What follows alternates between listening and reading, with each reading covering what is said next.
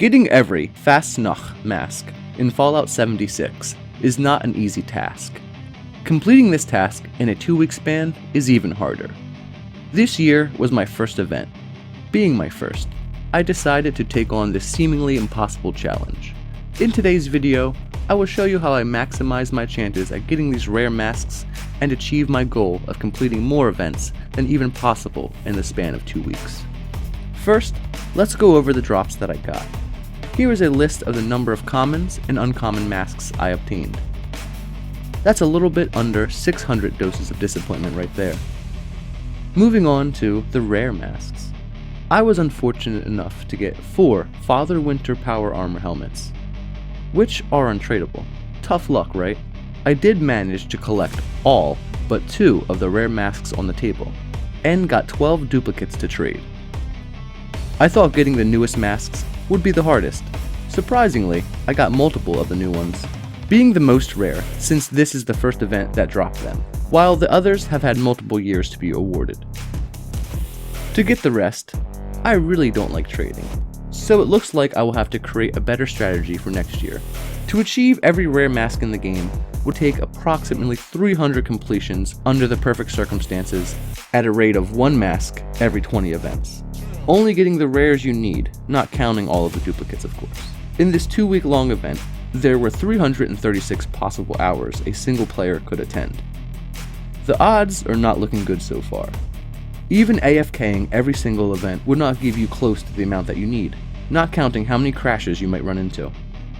I personally do not AFK, nor am I going to run my console for a week straight. So without further ado, let's get into the guide. For the first few days, I did as many events as possible. Of course, the obvious first thing to do to maximize your chances of a rare mask is to actually help out in the event, using the Friendly Fire perk. You will be able to heal robots and ensure a chance at a rare mask. Unlike AFKers, who have no clue if all the bots have survived or not. On to the next step to maximize those rewards. A lot of people world hop, hoping to land on another server with the event still active, giving you at least 1 or 2 chances at a mask per hour. I have even noticed that hopping to a world that already has been nuked has a higher chance of the event taking longer due to the enemies being glowing and having a little bit more health. After about 3 days of grinding and getting 3 out of 4 new masks, I decided that at the rate I was going, I wasn't going to get close to the number of events I needed. So I started to increase my efficiency further. Randomly world hopping was not the best choice for me. Loading into a world would never assure me if an event was active or I was wasting valuable time. Using one of Bethesda's well-implemented features, I created an anchor method, assuring me 100% chance of an event every time I hop servers. Enlisting the help of 1 or 2 of my friends/loyal subscribers who were grinding the event anyway, we agreed to split up and go to different worlds. The first player to complete the event would be invited by the others to help them complete theirs, increasing your guaranteed completions to up to 3 times per hour. As a fun fact, if you are on Xbox, joining directly through the Xbox menu is faster than joining through the Fallout social menu, due to it disconnecting you from the server rather than logging you out of the world. On to the next step.